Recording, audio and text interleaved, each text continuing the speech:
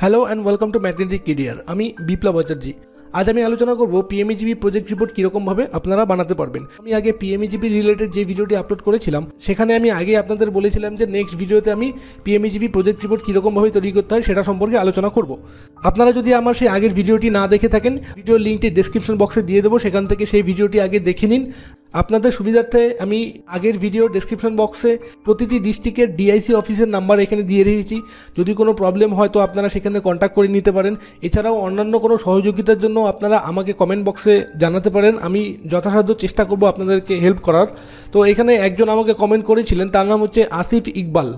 উনি বলেছিলেন যে ক্রেডিট স্কোরিং ক্রাইটেরিয়াটা বললে না, রং ডিটেলস। তো আমি আসিফ দা আপনাকে একটা কথাই বলবো, অবশ্যই আমি আগের ভিডিওতে সেটা সম্পর্কে বলিনি, কারণ সেটা খুব বেশি একটা ইম্পর্টেন্ট বলে আমার মনে হয়নি, তাই বলিনি। তো তবুও আমি চেষ্টা করব আজকের ভিডিওতে সেই ডিটেলসটা সম্পূর্ণ আপনাদের সামনে তুলে ধরার, ক্রেডিট স্কোরিং ক্রাইটেরিয়াটা কী আছে এবং এছাড়াও পিএমইজিবি প্রজেক্ট রিপোর্ট আপনারা কীরকমভাবে তৈরি করবেন সেই সমস্ত তথ্য আজকের ভিডিওতে আমি আপনাদের সাথে শেয়ার করব। সো ভিডিওটি শুরু করার আগে একটি রিকোয়েস্ট করব, যদি আপনি আমার চ্যানেলে নতুন এসে থাকেন তাহলে চ্যানেলটি সাবস্ক্রাইব করে রাখুন এবং পাশে থাকা বেল আইকনে প্রেস করে অল নোটিফিকেশনটি অন করতে একদম ভুলবেন না। রিসেন্ট একটি অ্যাপ্লিকেশন থেকে আমি আপনাদেরকে স্কোর কার্ড ক্রাইটেরিয়াটা দেখাচ্ছি, যেখানে অরিন্দম সরকার বলে একজন আছে যার আমি প্রজেক্ট রিপোর্ট তৈরি করে দিয়েছিলাম। তার এটা 9,70,000 টাকার প্রজেক্ট ছিল। তো সেখানে তার টোটাল মার্কস স্কোর যেটা এখানে এসেছে 87%। তো এটা খুব ক্রিটিক্যাল কিছু একটা জিনিস নয়, এখানে আপনি দেখলেই বুঝতে পারবেন কী কী ক্রাইটেরিয়া আছে, সেখানে আপনার মার্কস কত আসছে। যেমন এজ, যদি আপনার বয়স 24 বছরের নিচে হয়, এখানে দেওয়া আছে যদি 50-এর ওপরে হয় তাহলে আপনি এখানে 2 মার্কস পাচ্ছেন। 41 থেকে 49 হলে 3 মার্কস, 18 থেকে 24 হলে 5 মার্কস এবং 25 থেকে 40 হলে আপনি 6 মার্কস পাচ্ছেন। তো আপনার বয়স যা হবে সেই অনুযায়ী আপনি এখানে মার্কস পাবেন। তো এখানে অরিন্দম সরকার বলে যিনি ছিলেন আর কি, তার এখানে তার এখানে এজ ছিল 24 ইয়ার্স। তো সেই হিসাবে সে এখানে 5 মার্কস পেয়েছে। নাম্বার অফ ডিপেন্ডেন্সি যেটাকে বলে যে আপ টু 3, অর্থাৎ আপনার উপরে যদি ম্যাক্সিমাম 3 জন লোক ডিপেন্ডেন্ট থাকে তাহলে পরে আপনি এখানে 2 মার্কস পাচ্ছেন। আর যদি 3 জনের বেশি লোক আপনার উপরে ডিপেন্ডেন্স থাকে তো সেই ক্ষেত্রে আপনার মার্কসটা এখানে 0 হচ্ছে, যদি 3 জন বেশি হয়। ওনিংয়ে হাউস অর প্যারেন্টাল হাউস যদি থাকে, যদি আপনার বাবার বাড়ি থাকে অথবা আপনার নিজস্ব বাড়ি থাকে তো আপনি এখানে 5 মার্কস পাচ্ছেন, না হলে 2 মার্কস পাবেন। আর রেসিডেন্স অ্যাড্রেস, সেম অ্যাড্রেস, যেই অ্যাড্রেসে আপনি এখন আপাতত আছেন সেখানে কত বছর ধরে আছেন। অবভিয়াসলি আমরা বেশিরভাগই যারা থাকি সবাই 5 বছরের উপরেই আছি, তো সেখানে আপনি 5 মার্কস পাচ্ছেন। এই একই হিসাবে আপনার একাডেমিক কোয়ালিফিকেশন যা আছে, কোয়ালিফিকেশনটা আপনার গ্র্যাজুয়েশন হলে 4 মার্কস পাচ্ছেন, ইন্টারমিডিয়েট হলে 3 মার্কস, পোস্ট ম্যাট্রিক হলে পরে 2 মার্কস, আর যদি আপনার ম্যাট্রিকের নিচে হয় তাহলে 1 মার্কস পাচ্ছেন। Experience in the line of trade, আপনি যেই ট্রেডে যেতে যাচ্ছেন সেখানে আপনার এক্সপিরিয়েন্স কতদিন ধরে আছে, 3 বছরের বেশি দিয়ে রাখলে আপনি এখানে 8 মার্কস পাচ্ছেন। তারপর এখানে আছে any other source of income including family. তো ফ্যামিলিতে any other source of income সকলেরই থাকে, তো সেখানে আপনি এখানে 5 মার্কস অটোমেটিকলি পেয়ে যাচ্ছেন। এখানে বলছে অ্যাক্সেস ফর ইনকাম ট্যাক্স, আপনি যদি ইনকাম ট্যাক্স দিয়ে থাকেন তো এখানে অ্যাক্সেস করে দেবেন, আর যদি না হয় তো নট অ্যাক্সেস করে দেবেন। Relationship with the leading bank, যেই ব্যাঙ্কে আপনি অ্যাপ্লাই করতে যাচ্ছেন সেই ব্যাঙ্কের সাথে আপনার রিলেশনশিপ কতদিন থেকে আছে, অ্যাবাভ 3 ইয়ার্স, বেশিরভাগই 1 বছর 2-3 বছরের বেশিই থাকে। তো এখানে আপনি সেই হিসাবে দিয়ে দেবেন। আপনি অলরেডি এক্সিস্টিং হিসেবে থাকলে এক্সিস্টিং দেবেন, যদি নিউ থাকে তো নিউ দিয়ে দেবেন, তাতেও কোনো একটা অসুবিধা হবে না। ক্রেডিট হিস্ট্রি যেটা আছে আপনি এখানে ভেরি গুডই দেবেন, আমরা সবাই নিজেকে ভেরি গুডই রেট করবো, তো সেখানে 5 মার্কস পাচ্ছেন। লোকেশন অ্যাডভান্টেজ, লোকেশন অ্যাডভান্টেজ হচ্ছে আপনি যেই লোকেশনে আপনার বিজনেসটি শুরু করতে যাচ্ছেন সেখান থেকে আপনার র মেটেরিয়াল, লেবার, ইনফ্রাস্ট্রাকচার, এই সমস্ত জিনিস অ্যাভেলেবিলিটিটা কতটা সহজ, আপনি কত সহজে আপনার র মেটেরিয়ালসগুলো পাচ্ছেন, লেবারদের পাচ্ছেন, সেইটা হচ্ছে লোকেশন অ্যাডভান্টেজ। তো অবভিয়াসলি আপনার লোকেশন অ্যাডভান্টেজ থাকাটা বাধ্যতামূলক, অর্থাৎ থাকাটা উচিত। তো সেই হিসাবে আপনি এখানে এটাকে ইয়েস করে দেবেন, তাহলে আপনি 5 মার্কস পাচ্ছেন। এখানে skill trade certificate, RSETI, ITS অথবা কম্পিউটার নলেজ। তো কম্পিউটার নলেজ সাধারণত আমাদের সকলেরই থাকে, তো আপনি এখানে ইয়েস করে দেবেন। Marketing tips for sales product, তো আপনি যে প্রোডাক্টটা সেল করবেন, যে প্রোডাক্টটা আপনি তৈরি করছেন সেটাকে সেল করবেন, তো সেল করতে হলে পরে আপনার মার্কেটিং টিপস কিছু অবশ্যই জানা উচিত, তো আপনি এখানে ইয়েস করে দেবেন, আপনার কিছু মার্কেটিং নলেজ আছে। লাইন অফ অ্যাক্টিভিটির মধ্যে এখানে অ্যাপ্লিকেন্টস লাইন অফ অ্যাক্টিভিটি হচ্ছে ম্যানুফ্যাকচারিং, তো ম্যানুফ্যাকচারিং আর সার্ভিস সেক্টর হলে 5 মার্কস, আর যদি আদার অন্য কিছু হয় তাহলে 3 মার্কস। তো সেই হিসাবে আপনার যেটা হবে সেটাই আপনি এখানে সিলেক্ট করে দেবেন। Registered with government authorities by GST, যদি আপনার জিএসটি থাকে তাহলে আপনি এখানে 5 মার্কস পাচ্ছেন, না থাকলে 3 মার্কস পাচ্ছেন। পেমেন্ট পিরিয়ড, আপনি কত বছরের মধ্যে লোনটা শোধ করতে যাচ্ছেন, তো এখানে আপ টু 5 ইয়ার্স, 5 ইয়ার্সের মধ্যে হলে আপনি 5 মার্কস পাচ্ছেন এখানে, আর যদি অ্যাবাভ 5 ইয়ার্স আপনার প্রয়োজন মতো সেখানে 3 মার্কস পাচ্ছেন। এমপ্লয়মেন্ট জেনারেশন, আপনার এখান থেকে কতগুলো এমপ্লয়মেন্ট জেনারেট হচ্ছে, তো অ্যাবাভ 5 দিলে পরে আপনি অটোমেটিকলি 5 পেয়ে যাচ্ছেন। और যদি 3 to 5 থাকে তাহলে 3 পাচ্ছেন, আর সেলফ এমপ্লয়েড যদি হয় তাহলে 2 মার্কস পাচ্ছেন। এভারেজ ডিএসসিআর হচ্ছে যেটা মোর দেন 2 হতে হবে। বেসিক্যালি আমরা যাদের প্রজেক্ট রিপোর্ট তৈরি করে দিই তাদের এভারেজ ডিএসসিআর 2 থেকে অ্যাভাবই থাকে অলওয়েজ। তো সেটা আপনার ক্ষেত্রে যদি আপনি নিজে প্রজেক্ট রিপোর্টটা তৈরি করেন তো সেখানে আপনাকে সেটা ক্যালকুলেট করতে হবে আপনার এভারেজ ডিএসসিআরটা কত আছে। ডিএসসিআর অর্থাৎ হচ্ছে ডেট সার্ভিস কভারেজ রেশিও।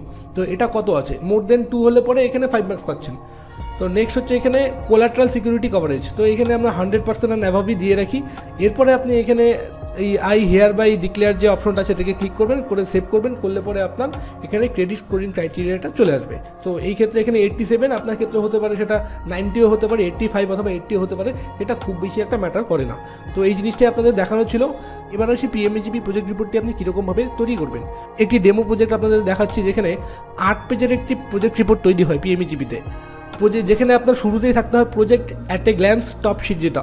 তো এখানে নেম অফ দ্য এন্টারপ্রেনার, যার নামে হচ্ছে তার নাম এখানে থাকতে হবে। কনস্টিটিউশন লিগাল স্ট্যাটাস যেটা আছে সে ইন্ডিভিজুয়াল, অবভিয়াসলি আমরা যতজনই আছি সকলে এখানে অ্যাপ্লাই করছেন তারা ইন্ডিভিজুয়ালি হবেন। ফাদার অথবা স্পাউস নেম যেটা থাকে তো সেখানে আপনাকে দিতে হবে আপনি সন অফ যিনি আছেন আপনার বাবা অথবা মা তার নাম এখানে দিচ্ছেন আপনি। আপনার ইউনিট লোকেশন যেটা আছে যেখানে আপনি স্টার্ট আপটা শুরু করতে যাচ্ছেন তো সেই জায়গাটার অ্যাড্রেস আপনাকে এখানে ডিটেলস দিতে হবে। আর নেক্সট হচ্ছে কস্ট অফ প্রজেক্ট, আপনার প্রজেক্টের কস্ট কত। তো টোটাল কস্ট অফ প্রজেক্ট আপনি এখানে লিখে দেবেন, এটা যেমন 9,70,000 টাকার প্রজেক্ট আছে। নেক্সট হচ্ছে আপনাকে এখানে দিতে হবে মেন্স অফ ফাইন্যান্স, অর্থাৎ টার্ম লোনস কত, কেভিএসি মার্জিন মানি কত, আর ওন ক্যাপিটাল কত। তো এই ক্ষেত্রে এখানে 8,73,000 হচ্ছে টার্ম লোন, কেভিএসি মার্জিন মানি থাকছে 2,42,500, আর ওন ক্যাপিটাল থাকছে 97,000 টাকা। ডেট সার্ভিস কভারেজ রেশিও যেটা আমি একটুক্ষণ আগে আপনাদের বলেছিলাম এখানে আছে 4.45। পেব্যাক পিরিয়ডটা এখানে 5 ইয়ার্স করা আছে। প্রজেক্ট ইমপ্লিমেন্টেশন পিরিয়ডটা এখানে 3 মান্থ করা আছে। ব্রেক ইভেন পয়েন্ট যেটা 16%-এর অ্যাভাব হতে হয় তো এখানে 19% আছে।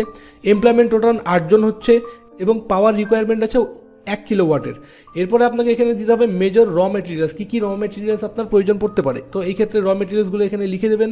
এস্টিমেট অ্যানুয়াল সেলস টার্নওভার, তো আপনার এস্টিমেট অ্যানুয়ালি কত টাকা সেল হতে পারে সেটাও আপনাকে এখানে উল্লেখ করে দিতে হবে। নেক্সট পেজে আসছে আমাদের ইন্ট্রোডাকশন, যেখানে ডিটেল প্রজেক্ট রিপোর্ট আছে। এটা আপনি ইন্ট্রোডাকশন, আপনার প্রজেক্টটা সম্বন্ধে একটু ইন্ট্রোডাকশন কিছুটা লিখলেন। এরপরে অ্যাবাউট দ্য প্রোমোটার, আপনার প্রোমোটার সম্বন্ধে যিনি বিজনেসটা করতে যাচ্ছেন তার সম্বন্ধে এখানে কিছু একটা লিখলেন। এরপরে থেকে আপনার এখানে প্রজেক্ট রিপোর্টে বাকি ডিটেলসগুলো দেওয়া শুরু করতে হবে। যেমন হচ্ছে কস্ট অফ প্রজেক্ট, আপনার প্রজেক্টটি করতে কত টাকা কস্ট হতে পারে। এই ক্ষেত্রে দেখুন ল্যান্ড আছে, ল্যান্ডটা তার ওন নিজস্ব ল্যান্ড আছে কিন্তু 1000 স্কোয়ার ফুট। তো কনস্ট্রাকশন অফ পিটস অ্যান্ড শেডস যেটা আছে এখানে 1000 স্কোয়ার ফুটে 180 টাকা পার রেট হিসাবে 1,80,000 টাকা। তার শেড 1,80,000 টাকা তার কনস্ট্রাকশনের ওখানেই খরচ আছে। নেক্সট হচ্ছে মেশিনারি কিনতে আপনার কত টাকা লাগতে পারে সেই রেটটা আপনাকে এখানে দিতে হবে। তারপরে আসছে preliminary pre operative cost, furniture fixture, কন্টেনারি others and miscellaneous cost, total capital expenditure কত হচ্ছে সেটা আপনাকে এখানে ক্যালকুলেট করে বসাতে হবে।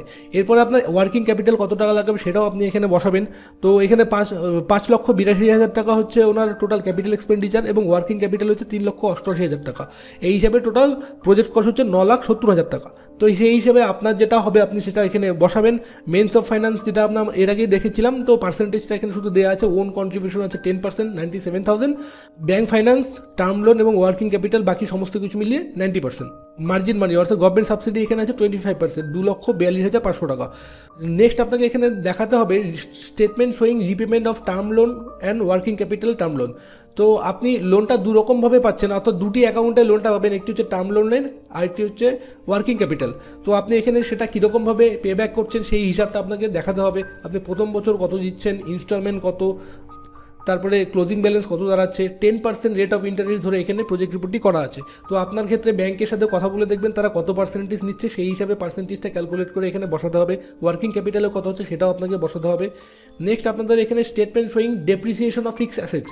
ডেপ্রিসিয়েশন অর্থাৎ হচ্ছে অবক্ষয়, অর্থাৎ আপনি যে একটা জিনিস আজ তৈরি করছেন সেটা বছরের সাথে সাথে কত পার্সেন্ট অবক্ষয় হচ্ছে। অর্থাৎ আপনার যে শেডটা আছে সেটা আজকে আপনি যেটা তৈরি করলেন 1,80,000 টাকা খরচ করে, সেটা দ্বিতীয় বছর তার ভ্যালু কত দাঁড়াচ্ছে, থার্ড ইয়ারে তার ভ্যালু কত দাঁড়াচ্ছে, ফোর্থ ইয়ার এবং ফিফথ ইয়ারে তার ভ্যালু কত দাঁড়াচ্ছে সেটা আপনাকে এখানে লিখে দিতে হবে। সেই হিসাবে মেশিনের ক্ষেত্রেও তাই হয়। আপনি একটা মেশিন আজকে যদি 2 লাখ টাকা দিয়ে কেনেন, 1 বছর পরে তার ভ্যালু থাকবে ধরুন 1,80,000 বা 1.5 লক্ষ টাকা। তো সেই হিসাবে 5 বছরে কতটা ভ্যালু দাঁড়াচ্ছে সেটাও আপনাকে এখানে দিতে হবে।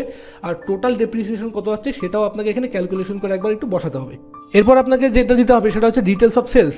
আপনি কি কি প্রোডাক্ট সেলস করছেন এবং বছরে আপনি কত টাকার প্রোডাক্ট সেলস করছেন সেটা আপনাকে এখানে ক্লিয়ারলি মেনশন করতে হবে। এখানে আছে capacity utilisation of sales particular, অর্থাৎ আপনি ফার্স্ট ইয়ারে কত % অবধি টার্গেট রেখেছেন যে সেলস করতে পারবেন, সেকেন্ড ইয়ার, থার্ড ইয়ার, এরকমভাবে আপনাকে এটা মেনশন করতে হবে। এরপর হচ্ছে র মেটেরিয়ালস আপনার কী কী র মেটেরিয়ালসের প্রয়োজন, তার রেট এবং টোটাল অ্যামাউন্ট কত সেটা ক্যালকুলেশন করে বসাতে হবে। ওয়েজেস যেটা আছে সেখানে আপনার skill worker, semi skill worker কজন আপনি নিচ্ছেন, তাদের স্যালারি কত হবে পার মান্থ সেটা আপনাকে এখানে হিসেব করে বসাতে হবে। এরপর রিপেয়ার অ্যান্ড মেনটেন্যান্সের জন্য কিছু টাকা আপনাকে এখানে দেখাতে হবে। পাওয়ার অ্যান্ড ফিউলের জন্য কিছু টাকা এখানে অ্যাড করতে হবে। আদার ওভারহেড এক্সপেন্সেস যেটা আছে সেই জন্য আপনাকে এখানে এক্সপেন্সের জন্য আপনাকে এখানে কিছু টাকা শো করতে হবে। নেক্সট হচ্ছে এখানে যেটা থাকে অ্যাডমিনিস্ট্রেটিভ এক্সপেন্সেস, এর মধ্যে থাকে স্যালারি। তো এই ক্ষেত্রে স্যালারি পার্সন কাউকে অ্যাড করা হয়নি। যদি আপনার প্রজেক্টের ক্ষেত্রে কোনো একজন থাকে, যেমন ধরুন আপনি ম্যানেজার রাখতে যাচ্ছেন অথবা কোনো সেলস এক্সিকিউটিভ রাখতে যাচ্ছেন, তো তার স্যালারি কত হবে সেই ডিটেলসটা এখানে দিতে হবে। টেলিফোন এক্সপেন্স কত আছে সেটা লিখতে হবে। স্টেশনারি অ্যান্ড পোস্টেজও কত আছে সেটা দিতে হবে।